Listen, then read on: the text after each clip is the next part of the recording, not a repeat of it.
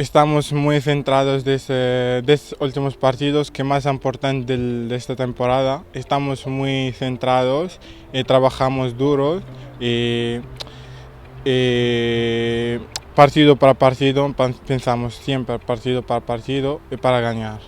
Estamos a llegar muchas veces en el lado del portería, falta un toque para el gol va a llegar, cierto, el momento cierto del ascenso. Estoy muy contento con el equipo, todos juntos, todos iguales, estamos centrados y cada uno cuando el míster le da oportunidad para entrar, él da 100% para ayudar a mi equipo y complicamos los objetivos.